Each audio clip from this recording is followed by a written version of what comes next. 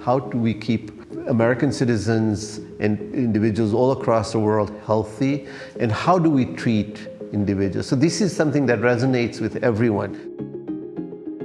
My lab is called Translational Therapeutic Delivery Laboratory.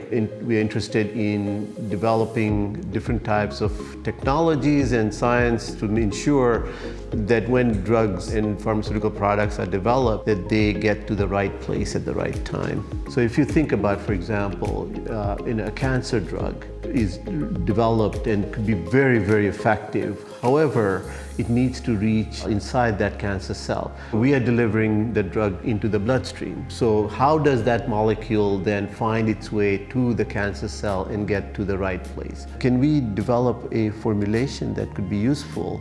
One of the best ways you can make it is an emulsion. So a fancy word for salad dressing, where you have oil and water mixture. Now the oil dissolves this drug, but what we did was select the oil to be something that the cancer cells like as a food source. However, that droplet is like a Trojan horse. It carries the drug inside.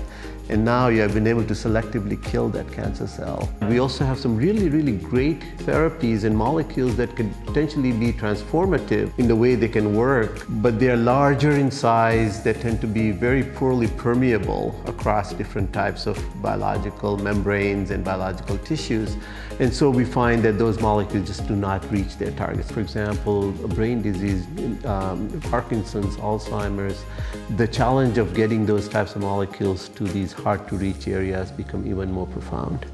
What we can do is with the ENTs, there are these nasal stents that could go up and then allow you to get larger surface area up in the olfactory mucosa. If you think about, if you're getting an injection in your muscle, you're creating a depot. We basically use that site as a place that we can then create a depot. And from there, because it's now you are separating the brain from the nose, if you're injecting in that tissue, the drug goes unidirectionally into the brain and just restricts itself to that location, as opposed to dilution and ultimately getting cleared out of the body. So we are enhancing both the opportunity to get into the brain more preferentially, and we're also limiting systemic exposure. Work with Lauren Walensky's group at Dana-Farber again, who is the head of the pediatric brain tumor program.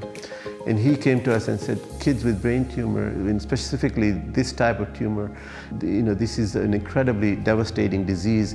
Can we find ways to create better treatment? So we work with him to do the nose-to-brain drug delivery approach that we have pioneered from our lab in collaboration with Dr. Blyer, who is at Mass Eye and Ear. We also have to think about how do you avoid this drug from going to the wrong place. So you find that many cancer drugs are very effective in killing cancer cells, but they're also killing healthy cells. Our work over the past several years has been to figure out how to make these drugs safer, more effective, and at the same time direct them to the areas that they're needed, and trying to not have them go to places that they're not needed and not cause toxicities.